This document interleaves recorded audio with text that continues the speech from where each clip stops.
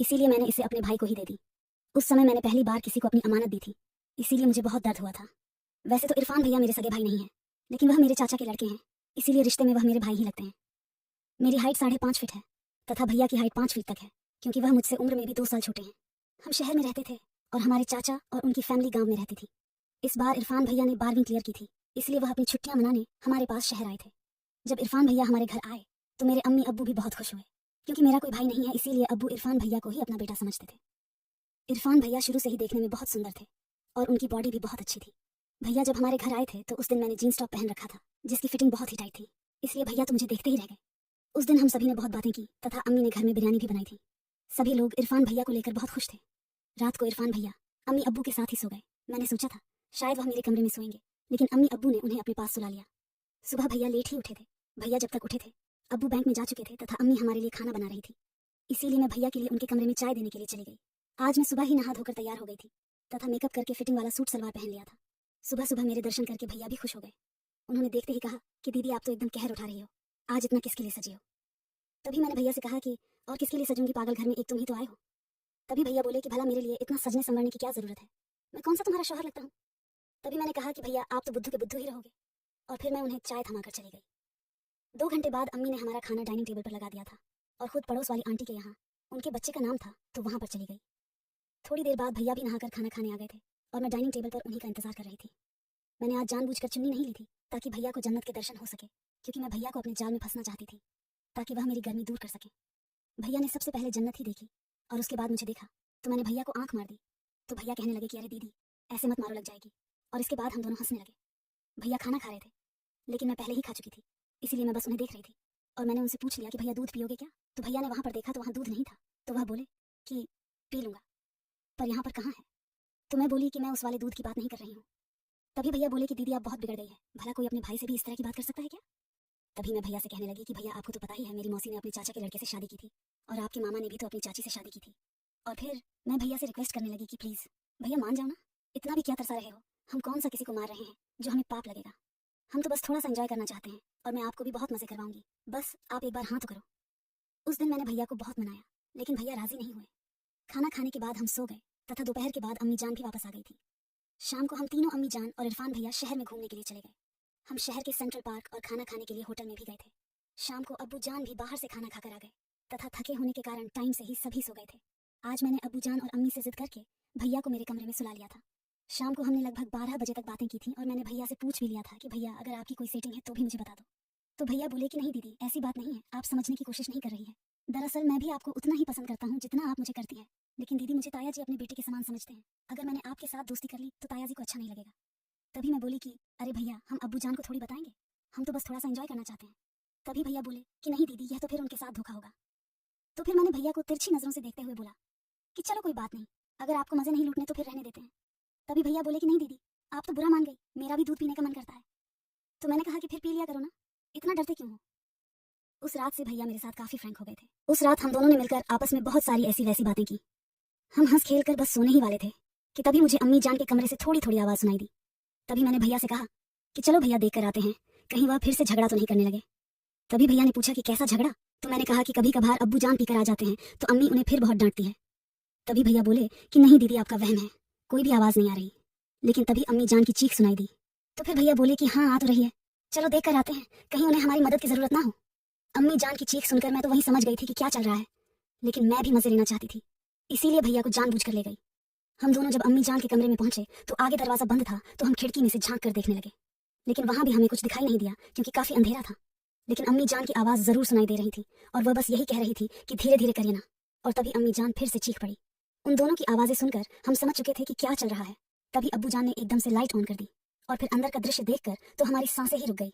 भैया तो तभी वहां से जाने लगे, लेकिन मैंने ही उन्हें हाथ पकड़कर रोक लिया। अम्मी जान अब्बू को कह रही थी कि अभी तो 10 ही मिनट हुए हैं और आप अभी से थक गए। इसके बाद हम दोनों मुस्कुराते हुए अपने कमरे में चले गए। अंदर जाते ही इरफान भैया बोले कि आप तो बड़ी ही चालू चीज हो दीदी। तभी मैंने कहा कि इसमें चालू वाली कौन सी बात है, ये सब हुआ तभी तो हम हुए, बस फर्क सिर्फ इतना ही है कि मैं इन सभी को एंजॉय करती हूँ और यह कोई गलत काम तो नहीं है। तभी भैया शर्माते हुए बोले कि दीदी वो मुझे भी भूख लग रही है, थोड़ा दूध पीने को मिल जाए तो। तभी मैंने भैया की टांग खींचते हुए कहा कि अच्छा तो अब तुम्हें दूध भी पीना है। अरे पागल, मैं रिश्ते में तुम्हारी दीदी लगती हूँ और तुम अपनी दीदी से इस तरह की बातें कर रहे हो। मेरा इतनी मजाक करते ही इरफान भैया तो पानी पानी हो गए, लेकिन फिर मैं जोर जोर से हंसने लगी। इरफान भैया बोले कि बस भी करो दीदी, आप तो हमेशा मुझे डराती रहती हो। तभी मैं बोली कि अच्छा ये लो, पी लो, दूध या कोई शुभ मुहूर्त निकलवाना पड़ेगा। लेकिन भैया शर्मा गए थे तो वह नहीं पी रहे थे। फिर मुझे लगा कि अब मुझे ही कुछ करना पड़ेगा, तो मैं ही अपने हाथों से भैया को दूध पिलाने लगी। तब मुझे पता चला कि भैया भी कितने भूखे हैं। वह आधे घंटे तक दूध पीते रहे, और जब भैया दूध पी रहे थे तो मेरी खुशी का तो कोई ठिकाना ही नहीं था। सच बताऊं तो मेरी तो मोटर का पानी ही निकल गया था। आधे घंटे बाद भैया बोले कि बस दीदी अब मुझसे और नहीं पिया जाएगा। वास्तव में आज दूध पीकर मजा आ गया। मैंने तो पहली बार दूध पिया है, बहुत मीठा था। तभी मैं बोली कि इसीलिए तो मैं कह रही थी भैया, अगर आप अपनी दीदी का फायदा उठाना चाहते हो तो उठा लिया करो, वरना ऐसी दीदी हर किसी को नहीं मिलती। तभी मैं भैया से बोली कि अच्छा अब मुझे घोड़ी की सवारी कराओगे या फिर नहीं। तो भैया बोले कि नहीं दीदी, सवारी तो मैं आपको करवा दूं, लेकिन मुझे डर लग रहा है कहीं 9 महीने बाद आपकी सूनी गोद ना भर जाए। भैया से ऐसी बात सुनकर मैं तो एकदम ही उदास हो गई। मैं बोली कि भैया आप तो बहुत डरपोक हो, कुछ नहीं होगा, जो होगा बाद में देख लेंगे, आज मेरा घोड़े की सवारी करने का बहुत मन कर रहा है। मेरे लाख मनाने पर भी भैया नहीं माने। उन्होंने कहा कि नहीं दीदी, कहीं कुछ गलत हो गया तो फिर हमसे नहीं संभलेगा। तो काफ़ी देर सोचने के बाद मैंने भैया से कहा चलो ऐसा करते हैं, मैं अम्मी के कमरे से जाकर गुब्बारा ले आती हूँ, उसके बाद तो करवा दोगे ना। मेरे मुंह से ऐसा सुनकर भैया और भी डर गए। वह बोले कि पागल हो क्या, इतनी रात को, और वह भी ताया जी के कमरे से, आपको तो बिल्कुल भी डर नहीं लगता। मैं जाने ही वाली थी कि तभी भैया ने मेरा हाथ पकड़कर रोक लिया। बोले कि नहीं दीदी, हम कल बाजार से ले आएंगे, अगर ताया जी जाग गए तो उससे भी बड़ी प्रॉब्लम खड़ी हो जाएगी, आप आज और रुक जाओ। तभी मैं रुआने अंदाज में बोली कि नहीं भैया, आप बात को समझ नहीं रहे हैं, मैं अब बिल्कुल भी बर्दाश्त नहीं कर सकती, अब तो बस के बाहर हो रहा है। तभी भैया ने मुझे काफ़ी समझाया, और उसके बाद रात भी बहुत हो चुकी थी, तो हमें कब नींद आ गई पता ही नहीं चला। सुबह हमेशा की तरह भैया तो लेट ही उठे थे, लेकिन मैं जल्दी ही खड़ी हो गई थी और अम्मी जान को काम में हाथ बंटा रही थी। अब्बू जान भी 9 बजे तक बैंक में जा चुके थे। मैं हमेशा की तरह सुबह सुबह ही नहा ली थी और भैया के कमरे में चाय देने के लिए चली गई थी। आगे भैया फोन चला रहे थे तथा चाय का ही इंतजार कर रहे थे। मुझे देखकर वह धीमे धीमे मुस्कुराने लगे, क्योंकि उन्हें रात वाली बातें याद आ गई थी। मैं भी उन्हें देखकर मुस्कुराने लगी। तभी मैंने भैया से पूछा कि अच्छा तो क्या पियोगे, चाय पियोगे या फिर दूध पियोगे। तभी भैया हंसते हुए बोले कि नहीं दीदी मेहरबानी करो, सुबह सुबह तो मैं चाय ही पीऊंगा, अभी तक रात वाला दूध भी पूरी तरह से हजम नहीं हुआ। तभी मैं मुस्कुराते हुए बोली कि तुम्हारा पाचन तंत्र तो बहुत ही कमजोर निकला भैया। और मैं उन्हें चाय देकर अम्मी जान की मदद करने रसोई में वापस चली गई।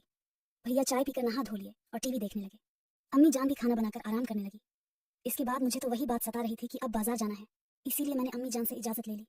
पहले तो मैं भैया को अपने साथ ले जा रही थी, लेकिन अम्मी जान ने उन्हें रोक लिया, क्योंकि अम्मी जान भैया से पंखे साफ करवाना चाहती थी, क्योंकि उनका हाथ पंखों तक नहीं पहुंचता है, इसलिए मुझे अकेले ही बाजार जाना पड़ा। बाजार जाते ही मैंने सबसे पहले फल सब्जियां खरीदी, और अम्मी जान ने दर्जी को अपना सूट सिलवाने को दिया था तो वह ले लिया, और इसके बाद मैं सीधे ही मेडिकल स्टोर चली गई। मेडिकल में जाने से पहले मैंने दुपट्टे से अपने मुंह को ढक लिया था ताकि कोई प्रॉब्लम ना हो, और इसके बाद मैंने जाते ही उनसे चॉकलेट वाला गुब्बारा मांग लिया, क्योंकि मुझे चॉकलेट की खुशबू बहुत पसंद थी। मेडिकल वाले भैया ने पहले तो मेरी तरफ देखा, लेकिन उसके बाद बिना कुछ बोले मुझे बलून दे दिया। इसके बाद मैंने सोचा कि भैया के लिए गोलियां भी ले लेती हूँ, क्योंकि उन्हें देखकर मुझे लग रहा था शायद उन्हें इसकी जरूरत पड़ेगी, तो मैंने उनसे गोलियां भी मांग ली, लेकिन पता नहीं क्यों उन्होंने मुझे गोली देने से इनकार कर दिया। फिर मैंने उनसे ज़्यादा बात नहीं की और गुब्बारा लेकर बाहर आ गई। फिर मैंने सोचा शायद इनके पास नहीं होगी, तो मैं दूसरे मेडिकल स्टोर पर चली गई, लेकिन उन्होंने भी मुझे टैबलेट नहीं दी। अब मुझे क्लियर हो गया था कि मुझे ऐसे तो टैबलेट नहीं मिलने वाली। फिर मैंने असलम को फ़ोन किया। असलम 12th क्लास में मेरे साथ पढ़ता था और वह मुंह पर लाइन मारा करता था, लेकिन उस वक्त पता नहीं मुझे इन चीज़ों में इतनी दिलचस्पी नहीं थी, तो मैंने उसे सिर्फ दोस्त तक की सीमित रखा। असलम के बड़े भाई का यहाँ पर मेडिकल स्टोर है, लेकिन असलम अब खुद कराची चला गया है। असलम को फ़ोन करते ही पहले तो वह मुझे नहीं पहचान, लेकिन बाद में पहचान गया। जब मैंने उनसे टैबलेट के बारे में कहा तो वह एकदम से हैरान हो गया और बोला कि अरे जरीना, तुम्हारी शादी कब हो गई, तुमने तो मुझे शादी में भी नहीं बुलाया। तो मैंने उसे मुस्कुराते हुए कहा कि नहीं, वह बात नहीं है, मैं अभी भी कुंवारी ही हूँ। तो असलम बोला कि अच्छा तो फिर किसके लिए गोलियां ले जा रही हो, लगता है आजकल बड़ी बदमाश हो गई हो, पहले तो तुम बातें भी नहीं किया करती थी और अब सीधा काम। असलम बहुत मजाकिया था, तो वह मेरे पूरे मजे ले रहा था। तभी मैंने उसे डांटते हुए कहा कि चलो अब छोड़ो और जल्दी से मुझे टैबलेट दिलवाओ। तो असलम बोला कि तुम हमारे स्टोर पर चली जाओ, मैं भैया को फ़ोन कर दूंगा, तुम बस उन्हें अपना नाम बता देना। जैसे ही मैं असलम की स्टोर पर पहुंची तो वहां पर उनके भैया तो नहीं थे, लेकिन कोई और ही लड़का खड़ा था। तो उसने मुझे जाते ही नाम पूछ लिया कि आपका ही नाम जरीना है क्या। तो मैंने हाँ में सिर हिला दिया। उन्होंने बिना कुछ कहे मुझे टैबलेट दे दी और पैसे भी नहीं लिए। काम पूरा होते ही मैं जल्दी से घर आ गई। घर आते आते मुझे 2 बज गए थे। जैसे ही मैं घर आई तो भैया ने अपना सामान पैक कर रखा था तथा घर वापस जाने की तैयारी कर रहे थे। अब्बू जान भी बैंक से आज जल्दी आ गए थे तथा अम्मी भी वही थी। ये सब देखकर मैं तो बिल्कुल हैरान हो गई। मैंने जाते ही अम्मी से पूछा कि यह सब क्या हो रहा है, भैया कहीं जा रहे हैं क्या। तो अम्मी बोली कि हाँ, तुम्हारे चाचू का फोन आया था, उन्होंने बताया कि कल रात को तुम्हारी चाची जान सीढ़ियों से गिर गई और उनका पैर फ्रैक्चर हो गया है, इसीलिए घर संभालने वाला कोई नहीं है और खेत में भी काम सर पर आ चुका है, इसलिए अब इरफान को घर जाना होगा। यह सुनकर मैं तो पूरी की पूरी ही हिल गई थी, क्योंकि हमने जो प्लानिंग बनाई थी वह तो अब धरी की धरी रहने वाली थी और मेरे सारे अरमानों पर पानी फिरने वाला था। यह सुनकर मैं जल्दी से भैया के कमरे में गई, जहाँ पर भैया अपना सामान पैक कर रहे थे। मैंने जाते ही उनका सामान बिखेर दिया और उन्हें डांटना शुरू कर दिया। तो भैया बोले कि दीदी देखो, अब मैं क्या कर सकता हूँ, मेरा भी बहुत मन था आपके यहाँ रहने का, लेकिन अब अम्मी की हालत खराब हो गई है, इसलिए मुझे घर तो जाना ही पड़ेगा। तभी मैं बोली कि फिर मेरा क्या, मैं कितने दिनों से इस वक्त का इंतजार कर रही थी, और देखो आज मैं सामान भी ले आई। अच्छा तुम ऐसा करो, आज रुक जाओ, कल चले जाना। लेकिन तभी चाचू का फोन आ गया और उन्होंने कहा कि आते वक्त हो सके तो तुम्हारी जरीना दीदी को भी ले आना, मैं तुम्हारे ताया से बात कर लूंगा। अगर जरीना की पढ़ाई नहीं चल रही है तो वह 4-5 दिन घर का काम संभालने में हमारी मदद कर देगी, इसलिए एक बार तुम जरीना से पूछ लेना। फोन स्पीकर पर था और चाचू के मुंह से ऐसी बातें सुनकर मेरी तो खुशी का कोई ठिकाना ही नहीं रहा। इसके बाद मैं सीधा ही बाहर आई और अब्बू को बताया तो उन्होंने भी मुझे मना नहीं किया और फिर मैं भी भैया के साथ गांव जाने के लिए तैयार हो गई। अब्बू जान हमें रेलवे स्टेशन पर चढ़ाए। सारे रास्ते भैया सामान से खेलते हुए गए और वह तो ट्रेन में भी दूध पीने की जिद करने लगे, लेकिन पैसेंजर काफी बैठे थे। हम गांव पहुंचे तो अंधेरा काफी हो गया था। चाचू और चाची दोनों ही दरवाजे पर बैठे हमारा ही इंतजार कर रहे थे। हमें देखकर वो बहुत खुश हुए। चाचा जान ने पहले से है खाना बना रखा था, तो हमने जाते ही सबसे पहले खाना खाया, फिर नहाकर आपस में बातें की और थमने की वजह से हम जल्दी ही सो गए। चाचा जान और भैया बाहर सोए, मैं चाची के पास ही सो गई। सुबह होते ही मैंने सभी के लिए चाय बना दी तथा चाची जान के पैरों की मसाज भी कर दी। भैया आज भी हमेशा की तरह लेट ही उठे थे, तब तक चाचू जान खेत में जा चुके थे। इसके बाद मैं रसोई घर में खाना बनाने लगी।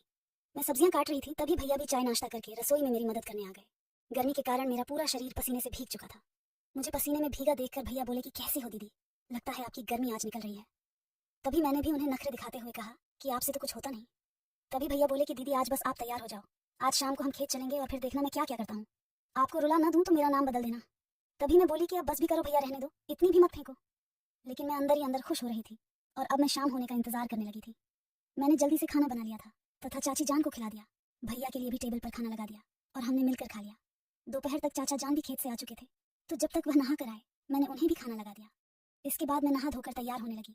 मैंने लाल रंग का सूट पहना तथा थोड़ा मेकअप करके परफ्यूम भी लगा लिया और आज मैंने जूड़ा बना लिया ताकि बाल बाल खराब ना हो। इसके बाद दोपहर में हम सभी सो गए। करीब 5 बजे तक मौसम ठंडा हो गया था, इसलिए मैंने चाय बना ली। सभी ने चाय पी ली और तभी चाचा जान खेत में जाने लगे, क्योंकि गन्ने की फसल पक चुकी थी और खेत में कोई आवारा जानवर ना घुस जाए, इसलिए निगरानी के लिए जाना पड़ता था। लेकिन आज भैया ने चाचा को पहले से ही कह दिया कि अब्बू आज मैं और दीदी खेत में जाएंगे, इसी बहाने हम थोड़ा घूम आएंगे। दीदी भी 2-3 दिनों से घर में ही है, तो चाचू मान भी गए। भैया ने बाइक निकाली और हम दोनों खेत चले गए। मैंने पहले से ही गुब्बारा ले लिया था तथा भैया को गोली भी चाय के साथ दे दी थी। खेत जाते ही भैया मुझे अपने गन्नों के खेतों के बीचों बीच ले गए ताकि कोई भी हमें देख ना सके, और वहां पर उन्होंने कुछ गन्नों को काट कर जगह भी साफ कर ली। इसके बाद में वो एक चारपाई भी ले आए। शाम का मौसम था और ठंडी हवाएं भी चल रही थी। आज पहली बार मुझे घबराहट महसूस हो रही थी। तभी भैया बोले कि दीदी अब जल्दी से झुको, पता नहीं आज मुझे क्या हो गया है, ऐसा लग रहा है जैसे अगर आज मुझे दवाई नहीं मिली तो मैं मर ही जाऊंगा। इसके बाद मुझे आज भैया ने अपने खेत में ही गन्ने का रस पिलाया। वैसे मैं नहीं पीना चाहती थी, लेकिन भैया ने जानबूझकर पिला दिया। आधे घंटे तक मैंने गन्ने का स्वाद चखा। वह सच ही कह रहे थे, मेरी आंखों से पानी बहने लगा, लेकिन फिर भी मैं मुस्कुरा रही थी। मेरी बस हो चुकी थी तो मैंने भैया से कह दिया कि बस भैया आज के लिए इतना ही, अब मेरा पेट भर गया है। तभी भैया रुक गए और हमने आधे घंटे तक वही आराम किया। समय बहुत हो चुका था और अंधेरा भी होने लगा था, तो भैया बोले कि चलो दीदी अब हमें घर चलना चाहिए, कहीं अब्बू जान परेशान ना हो। लेकिन सच कहूँ तो मैं खड़ी भी नहीं हो सकी थी। इसके बाद भैया ने ही मुझे उठाया और बाइक पर ले जाकर बिठाया। घर जाकर सबसे पहले तो हम नहाए और उसके बाद भैया ने ही खाना बनाया। मैं तो बस रसोई घर में बैठी थी क्योंकि मेरी सारी गर्मी आज निकल चुकी थी। तभी भैया भी मेरा पूरा मजा ले रहे थे और वह भी बार बार मुझे छेड़ रहे थे कि क्या हुआ दीदी, एक दिन में ही पंचर हो गई। शाम को खाना खाकर मैंने भैया से पेन रिलीफ वाली गोली मंगवा ली, जिसे खाने के बाद ही मुझे नींद आई। अगले 5-6 दिनों तक मैंने भैया को अपने पास भी नहीं भटकने दिया था, लेकिन वह मुझे हर वक्त चिढ़ाते रहते थे कि चलो दीदी गन्ने के खेत में चलते हैं, और मैं बस मुस्कुरा कर रह जाती। सच बताऊं तो अब हमारा निकाह हो गया है, क्योंकि आपको तो पता ही है कि सच्चाई ज्यादा दिन नहीं छुपती। एक दिन मैंने और भैया मैं घर में ही माहौल बना रखा था और हमारी खराब किस्मत की चाची जान ने हमें देख लिया। इसके बाद चाचू और चाची जान ने हमें खूब डांटा तथा भैया को तो मार भी लगा दी। फिर उन्होंने मेरे अम्मी अब्बू को गांव बुला लिया। जब उन्होंने हमसे पूछा तो हमने उन्हें सारी सच्चाई बता दी कि हम पिछले 1 महीने से यह सब कर रहे हैं। हमने भी उनसे बहुत माफी मांगी कि हमसे गलती हो गई है, हमें प्लीज माफ कर दो। लेकिन फिर अम्मी अब्बू ने और चाची चाचू ने आपस में फैसला करके हमारा निकाह करवा दिया, क्योंकि अब इसके अलावा और कोई चारा नहीं था, और हमारे तो निकाह हो भी जाता था तो कुछ ज्यादा बड़ी प्रॉब्लम नहीं हुई। खुशी खुशी चाची जान ने मुझे स्वीकार भी कर लिया।